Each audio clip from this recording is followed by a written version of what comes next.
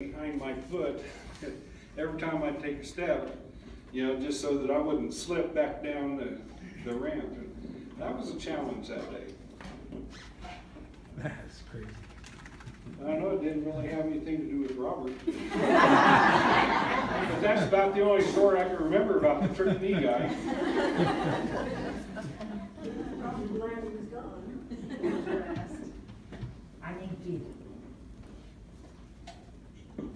I need to say this, that the place down there would have never worked if it hadn't been for these young schoolboys, Carl Barkett, Danny Duncan, David Horner, and Brian Talbot. There's no way in the world that I could have ever survived that place down there without their help. I could tell you stories now, forevermore, about how much these guys meant for me. And it wasn't all work. We had our fun too. And I just want you to know that these guys that have been talking about me, making an impression on their lives, I have seen them grow up, and they have made an impression on my life too. So very much, I want to thank you two guys for all that you did. Thank you. Thank you, Ryan.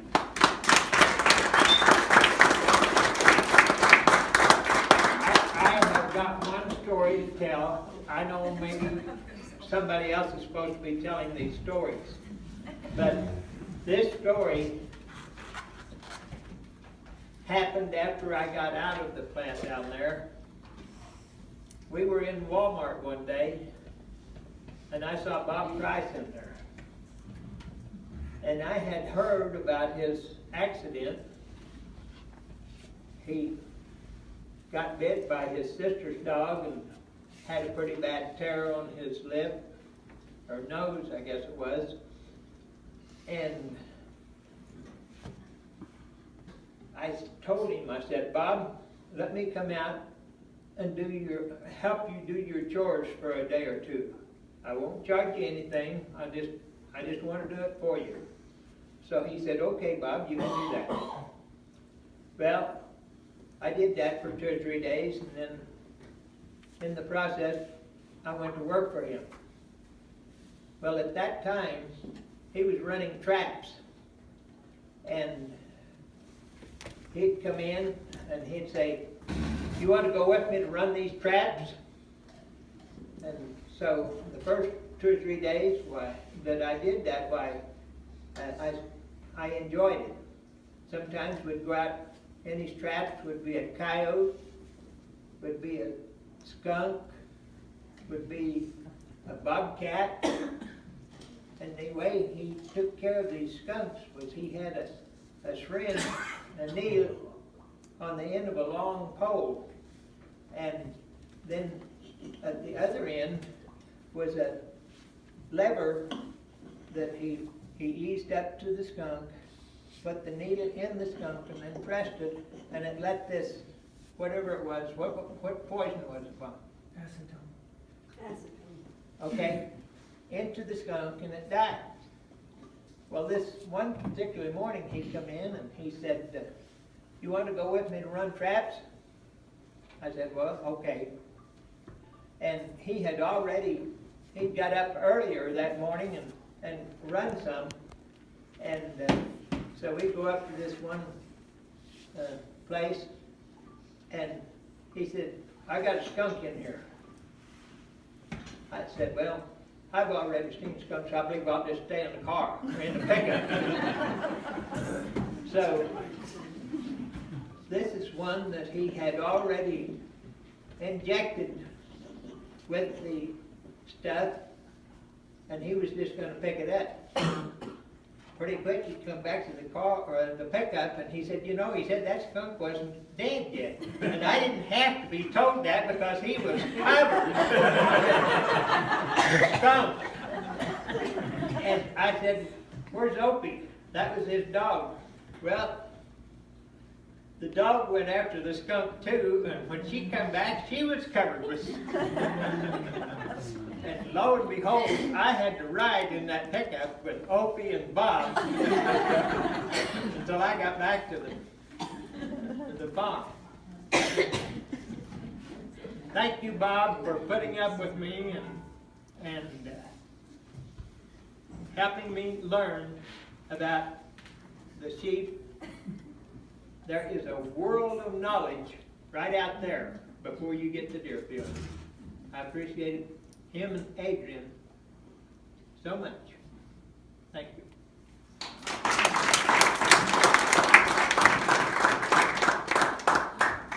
Lonnie? Oh, I don't have any I'm gonna tell a story, yeah. I'll tell a story and then you can. All right. I got so many stories. I thought, well, what should I talk about? And I decided I'm gonna talk about several things.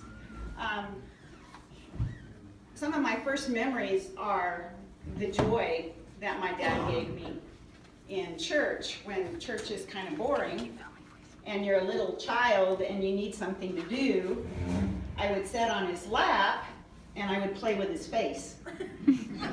And so that was pretty joyful for me. Those are really fond memories. I think that's when I first had a real connection to my dad. You know, girls, it takes longer because they're always connected to their moms first.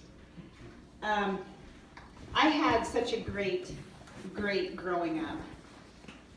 I worked for Dad pretty much like the guys since I was in middle school. And I learned how to work. And I learned about what work ethic is, and which is what I think a lot of kids these days just don't know. And it's sad, because I teach school, I know. I'm with those high school kids, but he did teach me how to work, and the work was fun, for the most part. We had a blast. We had a really good time. The guys would always try to pile as much meat on the table as possible so that I would be completely swamped, and it was a race, and it was always a race. And I got really fast, didn't I? I was the fastest rapper they had. I'd even rap the slimy stuff. A story that I wanted to share, I tried to find it last night because it was in the paper, and some of you may remember this, where my dad was a hero for the night. He used to go down to the store to check on the motors and also to put on the smoke on the hams and generally just kind of make sure that the store was okay. And one night he went down there and he noticed that things were a little bit amiss. I'm not exactly sure how the story went, so I'll kind of give you my version. He noticed that the safe was missing, and he ran down the back hall and saw the door open and a couple of guys putting the safe into their vehicle. And he didn't even think about whether they might have a knife or a gun, and he didn't have any of those things. And he went right up there and opened that door and tried to pull those guys out of there that had stolen his safe, and they had also stolen some meat. And so he was scolded, believe me. Mom and I scolded him hard for doing that, but what a brave thing he did. He's always been my hero. Then he went inside and dialed 811 on the phone, didn't he? Yeah, he dialed 811. Well, you know, one number off. And I think Makes all the Dave was difference. in on the chase, weren't you? I was working that night, Yeah, and it was snow on the ground and he just followed the tracks. Did you hear that story? Okay. This man this man is a great man, and I'm really lucky to have him as a father, and proud of him. So, I don't know, there's so many things, more things I could say that are funny, like when they had cattle escape and they were running down Main Street, and they had to get the cowboys out from the feedlots to catch them. So, lots of good fun times working at the store, and I'm so glad that that was in my life.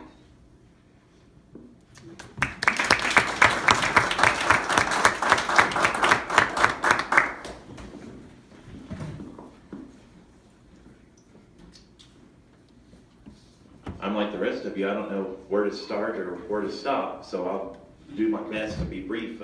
Just a few things that I remember and just love about getting to know Bob for the last 12, 13 years. We had first moved here, and Bob and Margaret had already sold the locker plant, but he still worked down there a lot, so I told him I'd never seen anything like that. He invited me down one day when he was working, and I watched as he butchered some hogs that day, and I was floored at, one, the amount of work it took to go from the kill into that freezer, but then how seamlessly and effortlessly this old guy back then did it. So watching that and hearing him talk about all the times that he has worked, he's definitely a hard guy. A hard-working guy, and seeing the garden that he still has at 80 years old, and knowing that all the work that goes into that, it's just always been very inspiring. But mostly, he's been my spiritual leader for all this time, and I'm a changed person because Bob and I have had chances to grow together and argue with each other and apologize to each other at times, and know that God is there with us the whole time. Couple of my favorite stories. We hadn't lived here very long, and I always had back problems. My back had been bothering me, and so Bob said, well, and it was winter time, but Bob said, well, I've got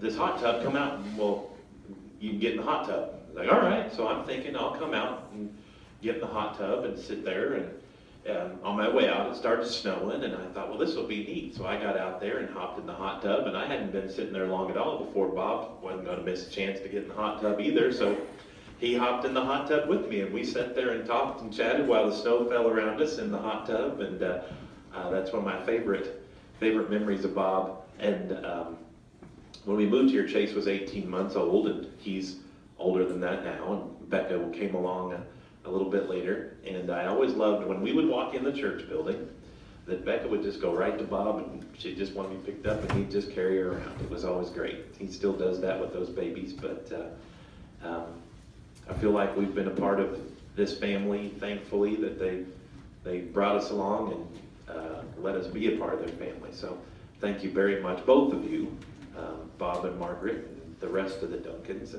but thank you, Bob, for everything that you've done all these years.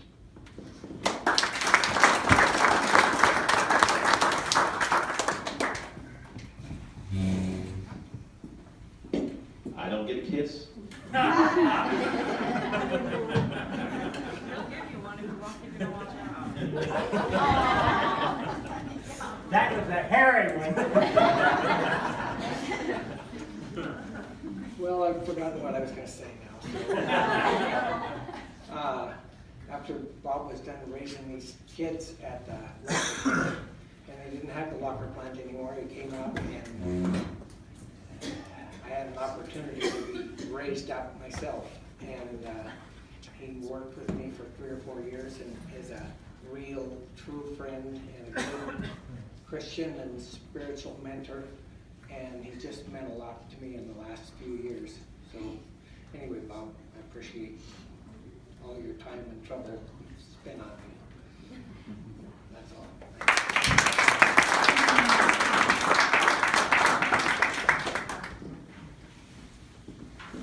Yeah, one other story. It really didn't have a whole lot to do with the locker plant, but I come into the locker plant one day, and Bob comes up to me and he's just mad as all get out. He says, one of those deputies last night pulled me over and asked if I was drinking.